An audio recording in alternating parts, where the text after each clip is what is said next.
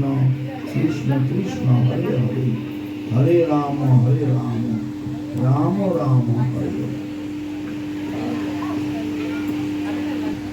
हम लोग आज गणेश मंदिर में गणेश जी का चरण में आके सब लोग समर्पित हुए।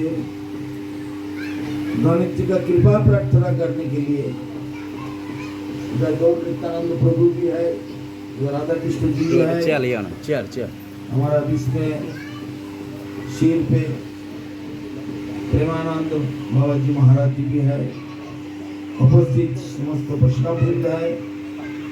सारे वैष्णव लोगों को भक्त से प्रार्थना करके शुभ कर्म शुभ संध्या का मुहूर्त में हम लोग शुरू कर रहा हूँ।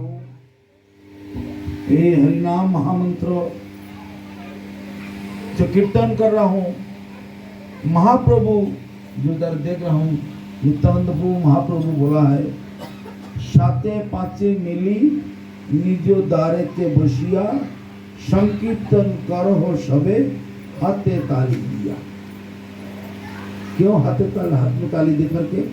क्योंकि हर एक घर पे हारमोनियम नहीं होते, ढोलक नहीं होते, मृदंग नहीं होते, करताल वगैरह नहीं होते, हाथ तो जरूर होते हैं ना। कलियुग में हरिनाम इतना सस्ता कर दिया, इतना सस्ता जो कि कोई भी इंस्ट्रूमेंट का जरूरत नहीं है, खाली हाथ में ताली लगा के कीर्तन करने से भी भगवान बहुत खुश हो जाए। इतना खुशी और किसी युग में, किसी अवतार में, किसी जन्म में, किसी लीला में भगवान ने ही किया। इसीलिए ये लीला बहुत भाग्यशाली आदमी को मिलती है। थोड़ा सा प्रार्थना करूंगा, आप माता जी आप दोनों थोड़ा सा साइड में हो जाएंगे तो पीछे वाला आदमी लोग थोड़ा देख सकेंगे। माता जी आप इधर आइए ना, और बाबा बांसुरी वाले बाबा इधर आइए ना, बांसुरी वाले बाबा ही आइए। अरे हमारे बगल में आओ ना बांसुरी वाले, मुरली वाले हो ना तुम। मुरली वाले को तो सब कोई चाहते हैं, तो मुरली वाले हमारे बगल में आगे छोड़ने चाहिए। सबको ही मुरली वाला को मुरली वाला को तो सब ठीक है। अब थोड़ा सा क्लियर है, सामने माता जी लोग को देखने को मिलता है। पंखा ना कनेक्शन करना पड़ेगा अलग से। तो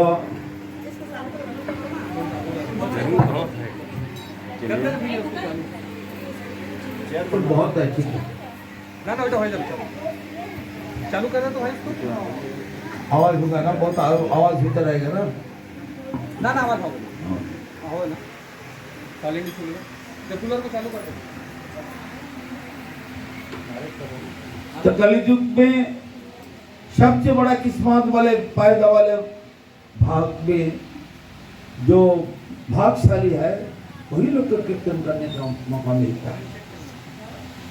विराट भागवत में बोलता है, जेनो जन्म सतई पूर्वम वासुदेव समर्पित तन्म के हरिनामानि सदा कृष्ण के भाव।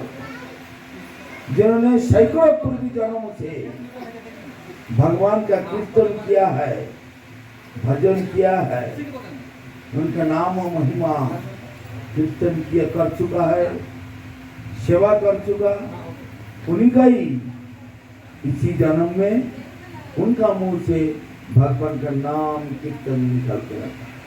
सबका मुंह से नहीं होता, लाखों करोड़ों आदमी है जगत में, सबको हरिनाम नहीं कर सकते। पिछले जन्म से जिनको करने का आदत है, अभ्यास है, उसको बोलते सुकृति।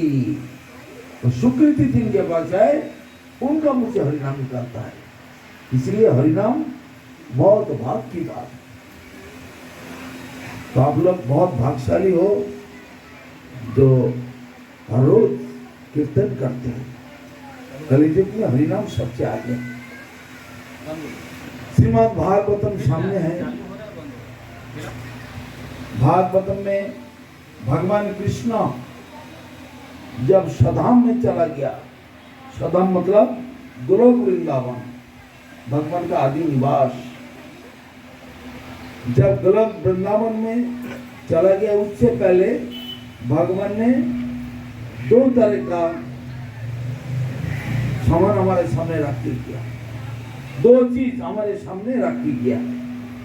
एक तो है भागवतम, दूसरा है भक्त। इसलिए भागवत को दो रूप से माना जाता है, एक ग्रंथ भागवत, दूसरा है भक्त भागवत। भागवत के मतलब है जहां पर भगवान के महिमा प्रकाश होता है, प्रचार होता है, भगवान का लीला महिमा कथा जहाँ पर चलता है, सुनने को मिलता है, देखने को मिलता है, जानने को मिलता है, समझने को मिलता है, उसको भागवत कहते हैं। वो दो रूप से होता है, एक ग्रंथ के रूप से और एक भक्तों के रूप से। अगर भक्त से हमारा विश्वास नहीं है कोई बात नहीं, अब ग्रंथ पढ़ लो। ग्रंथ पढ़ने में ग्रंथ तो भगवान खुद ही लेके किया नहीं। अगर भक्त अगर किसी गलत बोले तो ग्रंथ तो गलत नहीं बोल सकते ना, ग्रंथ अध्ययन कर लेंगे।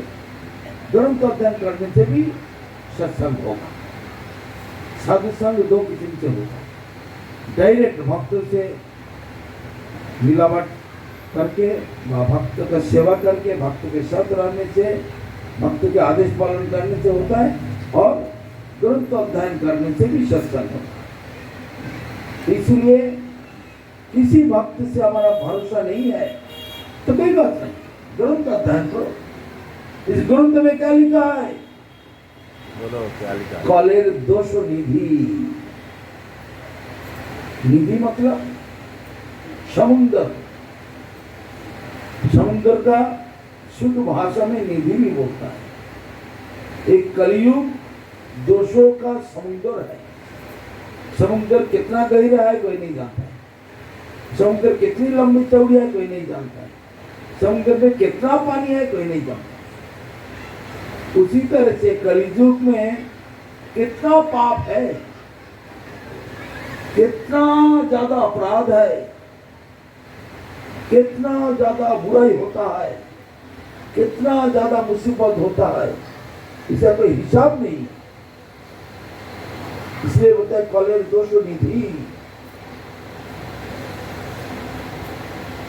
कल जब प्रवेश कर रहे थे, परीक्षित महाराज के साथ मुलाकात हो गया। परीक्षित महाराज कौन थे? धर्मराज युधिष्ठिर महाराज, उनका पुत्र क्या बोलते, ग्रैंड चाइल्ड, पोता थे। कृष्ण जी का भी रिलेटिव था ना, उनके साथ पोता बोलता है। तो परीक्षित महाराज अर्जुन का पुत्र जो थे अभिमन्यु, सप्तरथी में घेर के उनको मार दिया था। अभिमन्यु का स्त्री उत्तरा का गर्भ में परीक्षित का जन्म हुआ। वो जो है अश्वत्थामा, पूरा पांडव का खानदान को दुनिया से मिटा देने के लिए कोशिश कर रहे हैं। भगवान ने मना किया था, मत छोड़ो ब्रह्मास्त्र, मत छोड़ो। तो ब्रह्मास्त्र हमारा दिया हुआ है, इस अस्त्र को तुम कभी नहीं यूज करो। अर्जुन के पास भी ब्रह्मास्त्र थे, मगर भगवान का आदेश से अर्जुन ने रोक दिया। अश्वत्थामा को मिला था और अश्वत्थामा भगवान का बात माना नहीं था, इसी ब्रह्मास्त्र को प्रयोग किया अंतिम समय में। पांडव का अंतिम जो था वो था परीक्षित महाराज, मातृ घाट में थे। इतना सूक्ष्म रूप से उस ब्रह्मास्त्र जाकर के परीक्षित महाराज का हत्या कर दिया। उत्तरा रोते रोते, बहुत तकलीफ हो रहा है, रोते रोते भागा कृष्ण के पीछे। कृष्ण उस समय जा रहे थे द्वारका। उत्तरा जानता है, वो अच्छी तरह से जानती थी मैं इसी मुसीबत से बचाने के लिए सिर्फ दुनिया में एक है, वह है भगवान कृष्ण जी। कृष्ण के अलावा और कोई भी नहीं है इसी ब्रह्मास्त्र से हमें मुक्त करना। इसीलिए और किसी को परवाह ना करके कृष्णा कृष्णा कृष्णा करते करते मरते रहते। कृष्ण उस समय रथ में एक पांव रखा और दूसरा पांव जमीन पे है। आप जाके बैठेंगे, रथ चलेंगे, सीधे द्वार पर चले जाएंगे। उसी समय उत्तरा करके कृष्ण का पांव में कीजिए, बचाओ बचाओ कृष्ण जी बचाओ। दादा लगते हैं, दादाजी बचाइए। कृष्ण तो भक्त वत्सल भगवान, भक्त का कष्ट, भक्त का समस्या, भक्त का जो भी कुछ तकलीफ होता है भगवान को तो कर्तव्य तो उसको रोकना। तुरंत भगवान बहुत गुस्सा होते हैं। अश्वत्थामा को इतना बोला तुम ब्रह्मास्त्र छोड़ना मत, मगर फिर भी उसने माना नहीं। कृष्ण सुदर्शन को छोड़ दिया, जाओ सुदर्शन उसको विनाश करो। उत्तरा का घर में सुदर्शन बहुत सूक्ष्म रूप से प्रवेश करके परीक्षित का चारों तरफ सुरक्षा का बलय, सुरक्षा का एकदम बहुत अच्छी तरह से परीक्षित का चारों तरफ सुरक्षा करके ब्रह्मास्त्र को खत्म कर दिया। मगर तो कृष्ण का अस्त्र थे, कृष्ण बहुत गुस्से में है। अश्वत्थामा को इतना बोला फिर भी उसने माना नहीं। ठीक है, अब अश्वत्थामा से बदला लेना है। कृष्ण फिर रुक गया, भीम को बुलाया, जाओ पकड़ो अश्वत्थामा को। उसके माथा पे जो मोनी था हमेशा जलते रहता था, बहुत कीमती वाला मणि अश्वत्थामा का शेर है। जाओ उसको उठा के लेके आओ, उसको एकदम पावरलेस कर दो, उसका जितना शक्ति जितना कुछ है सब उसको विनाश करो, मगर हत्या नहीं करना, उसको जान से नहीं मारना है। तो मणि को तोड़ के लेके आया, नोच के लेके आया, बहुत बड़ा घाव बन गया। वैष्णव अपराध का वजह से वो जो बड़ा घाव अभी तो भी है। अश्वत्थामा अभी तो भी जिंदा है। अश्वत्थामा बोली व्यासो हनुमानश्च विभीषण कृपा परशुरामश्च शब्दैते चिरजीविना। ये 7 आदमी चिरजीवी है। जब तक ये धरती रहेगा तब तो ये लोग जिंदा रहेंगे। ये 7 आदमी, हनुमान जी भी है, बलि महाराज भी है, 7 आदमी अभी तक जिंदा है। मगर हमारी जैसे जिंदगी नहीं है इसका, हमारी जैसा खाना पीना नहीं है, हमारे जैसे छोटा छोटा नाटक नहीं है। तो सब सत्य युग का, त्रेता युग का, द्वापर युग का भी बहुत बड़ा बड़ा था। सत्य युग में 32 फीट 33 फीट करके आदमी लोग लंबा थे।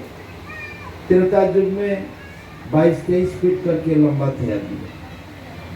द्वापर युग में 15 फीट 16 फीट करके आदमी लोग लंबा थे। अभी कली युग में सब छोटा हो गया, 5 फीट 6 फीट 7 फीट चल गया। और कली का अंत में 1-1.5 फीट का हो जाएगा। बैंगन का पेड़ में चढ़ेगा तो जीना लगा के सीढ़ी लगा के चढ़ना पड़ेगा। 5 साल में लड़की लोग माँ बनेंगे, 7 साल में लड़के सब बाप बन जाएंगे। और ये सब कली संतरण उपनिषद में है, कल की पुराण में सब लिखा हुआ है। और जैसे कि 10 साल होते ना होते सब दांत गिरना, बाल पकना शुरू हो जाए, 12-13 साल के अंदर गुजर जाए। इतना समस्या कलयुग का है।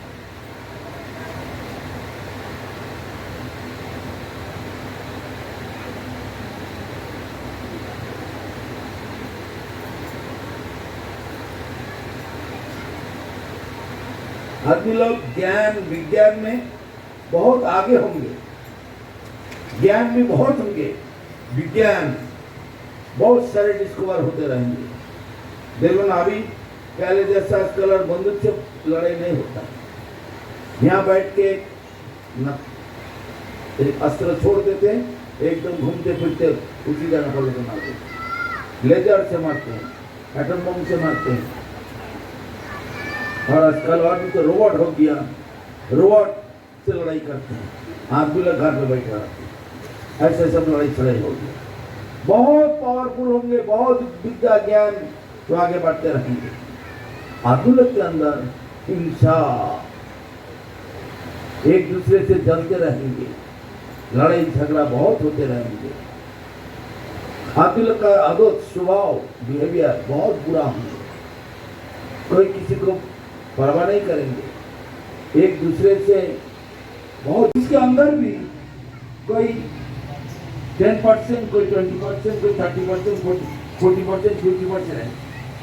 100% धर्म नहीं करेंगे, कथा बहुत सुनेंगे, मानेंगे बहुत, थोड़ा बहुत सुनेंगे, घंटा भर सुनते रहेंगे, मगर कोई 10%, कोई 20%, कोई 30% ऐसे ही फॉलो करेंगे। 100% कोई नहीं फॉलो करेंगे। तो कलयुग का धर्म ऐसी है। और आदमी लोग दूतों पानम स्त्रियों सोना, चारों चीज में सबसे ज्यादा लगा रहेंगे। दूतों मतलब दूतों क्रीड़ा, जुआ खेलना, पाशा खेलना। पानम मतलब निशा, स्त्रियों इनलीगल स्त्री पुरुष का अवैध संग, सूना जीव हिंसा, जीवों का हत्या करके, बकरे को, उसके बाद बैल को, भैंस को, मुर्गा को, मच्छी को, जीवों को हत्या करके खाना, ये बहुत बड़ा पाप है। ये 4 पाप जरूर करते रहेंगे कलयुग। तो परीक्षित महाराज के साथ जब कली का मुलाकात हुआ, परीक्षित गया था जंगल में हरिण शिकार करने के लिए। आते समय देखा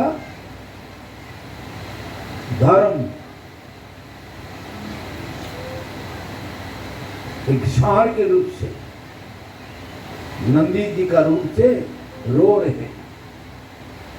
अरे गाभी माता, चारों टांग टूटा हुआ है, तीनों टांग टूटा हुआ है, एक टांग थोड़ा अच्छी है। अरे एक बहुत बुरा आदमी, देखने में भी बुरा, सारे शरीर से बदबू निकल रहा है, उसका आदत भी बुरा, उसका चेहरा भी बहुत बुरा, वो और पीट रहा है, पीट रहा है, पीट रहा है। गाभी माता को इतना पीट रहा है, इतना पीट रहा है, इतना पीट रहा है। गाभी माता जी रो रहा है, रोते रोते रोते रोते धरती एकदम गीला हो जाता है। धर्म बगल में हाथ जोड़ के एक विश्व का रूप से धर्म रो रहा है। ऐसा चेहरा देख करके परीक्षित महाराज तुरंत अपना तलवार निकाल लिया, एक हत्या करने के लिए कली को। तुरंत कली सरेंडर कर दिया। ये क्या करे प्रभु, ये आप क्या कर रहे हैं? आप तो राजा है, हमारे सामने में, हमारे जगत में इतना बड़ा अपराध, गाभी माता को मार रहे हो। अरे इधर विश्व जी का कष्ट देख के हमारा तो बहुत तकलीफ हो रहा है। कौन हो तुम? तुम्हें हम छोड़ूंगा नहीं, जान से मार डालूंगा। उस समय कली बोल रहे, थोड़ा रुकिए प्रभु जी, थोड़ा रुकिए। करने के बाद मेरे को भेजा है, अभी ये राज, ये जमाना मेरा ही है। आप राजा हो, ठीक है, अपना काम करोगे, आपको अपना ड्यूटी है सबको देखभाल करना, तो मेरे को भी देखभाल आप करोगे। बाप जैसे सारे बेटा बेटी जितना है सबको देखभाल करते हैं। बुरा को भी देखता है, अच्छा को भी देखता है, लंगड़े को भी देखता है, प्रतिबंधी को भी देखता है, सबको देखता है। उसी तरह से हम इस दुनिया में आया, आपका बुरा बेटा है, मगर आपका तो ड्यूटी है मेरे को भी पालन करना, मेरे को भी देखभाल करना। उस समय तुम्हारा नाम क्या है? मेरा नाम कली। परीक्षित महाराज तो बचपन से गुरुकुल में कली के बारे में बहुत सुना है। दुनिया का आदमी लोग जो जितना पाप करता है, सारे पापों का एक एक हिस्सा से एक एक शरीर बना है। गोहत्या का रूप से हाथ बना है, पिता माता का मातृपितृ हत्या का रूप से दूसरा हाथ बना है, और दूसरा जीवों का हत्या का रूप से टांग बना है। चोरी डकैती बदमाशी के रूप से आंख बना है। दुर्बलों का कष्ट देने का रूप से बाल बना है। सारे अंग एक एक अपराध से बना है, इसलिए उनका चेहरा बहुत बहुत बुरा है, बहुत बदबू आता है उसका शरीर। परीक्षित महाराज बोल रहे हैं तुम्हारा पूरा शरीर पापों से भरा हुआ है, मैं कैसे बर्दाश्त कर लूं तुम्हें हत्या ही करूंगा। नहीं प्रभु जी, मेरे पास अच्छा चीज भी है, क्या अच्छा है तुम्हारे अंदर?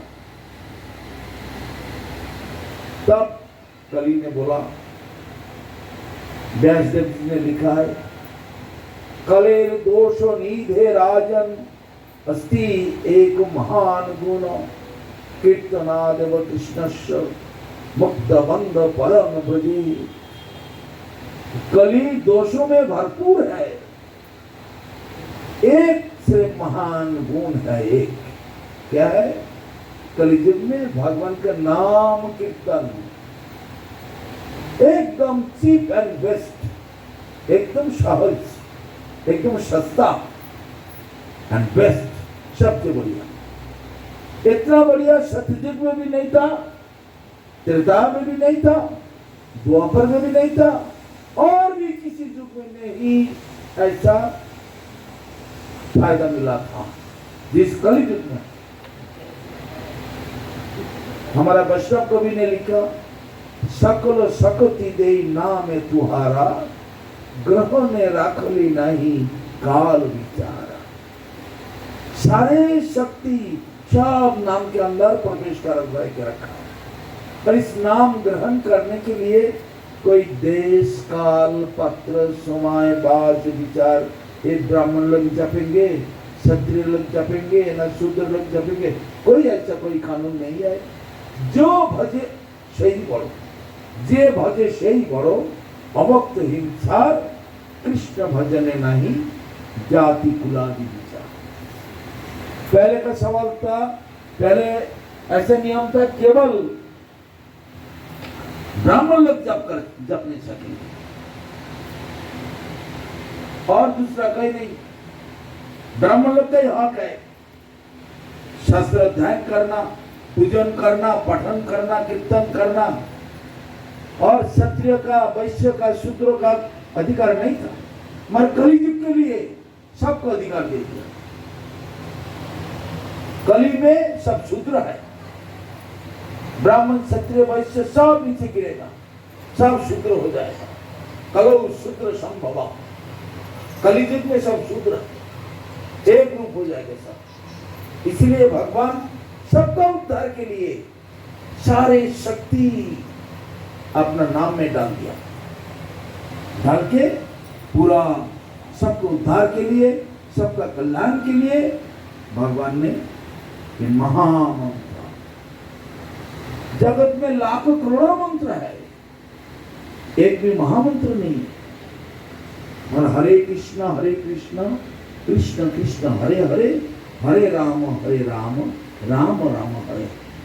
यही 16 नाम 32 अक्षर, इसका श्रेय महामंत्र के नाम से प्रकाश करते हैं। यह है महामंत्र, और जितना मंत्र है सब उसका नीचे है। ये महामंत्र जपने से लाखों करोड़ों अनंत करोड़ों मंत्र का फल मिलता है। इसलिए किसी को अगर पूजन नहीं करने आता है, काली पूजा कैसे करेंगे, लक्ष्मी पूजा कैसे करेंगे, गणेश पूजा कैसे करेंगे, और देवी देवता का पूजा कैसे करेंगे, और कुछ भी नहीं जानते हो तो हरि नाम करके पूजन करो। हरे कृष्ण कृष्ण कृष्ण हरे हरे, हरे राम राम राम हरे। बस सारे देवी देवता सब कुछ हो जाएगा, इतना सस्ता। तो हमारे युग में एक फैसिलिटी है प्रभु जी, मगर हमारे जमाने में हम तो धर्मराज युधिष्ठिर महाराज का वंशज है। हमारा राज्य में तुम इतना ऐसा धंधा अभी रहोगे तो हमारा तो बदनाम होगा। हर जगह तुमको रहने का मौका नहीं मिलेगा। तुमको सिर्फ 4 जगह मिलेंगे। क्या क्या मिलेंगे? दूतम, पानम, स्त्रियों, सोना। ये 4 जगह में तुम रह सकती हो।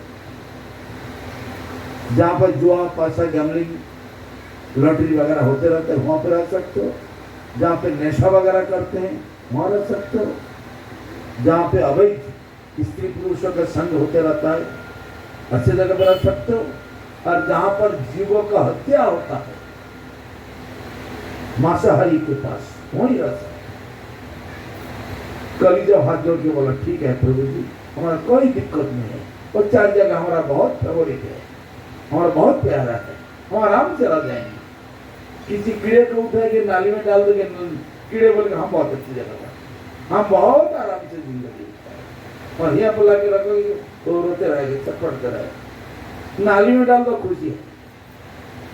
तो कल भी ऐसे बोला हम बहुत खुशी है, कोई 4 जगह। मगर प्रभु जी एक प्रार्थना मेरे पास है, सिर्फ एक ही प्रार्थना। क्या है? मेरे तरफ से सिर्फ एक ही चीज हमें दे दो। क्या? जात रूपो मदात्मक। जात रूपो मतलब सोना, सोना को मेरे को दे। क्योंकि आप जो 4 चीज दिए हो ना, उसको वहां का बिजनेस चलाने के लिए थोड़ा पैसा की जरूरत होता है ना। बिना पैसे का 4 चीज तो नहीं मिलेगा। आप अगर शाकाहारी हो तो जंगल में घूमो, रास्ते में घूमो, सड़क पे घूमो, चारों तरफ बहुत साग सब्जी वगैरह मिलते रहता है। मगर आप मांसाहारी हो तो मांस मच्छी तो फ्री में सस्ते में नहीं मिलेगा, तनख्वाह चाहिए। तो हमें सिर्फ तनख्वाह मुझे दे दो। तनख्वाह का सारे दुनिया का जितना दौलत है उसका सार है सोना। इसीलिए जिस देश में जितना ज्यादा सोना है वो देश उतना ज्यादा धनी है। कोई बोलता है अमेरिका सबसे ज्यादा धनी है, तो ठीक है, वो उसके बाद सोना ज्यादा इकट्ठा कर लिया, सारे दुनिया का सोना खरीद कर क्यों रख लिया। जापान, कोई कहते हैं जापान ज्यादा धनी है, ठीक है, हो सकता है।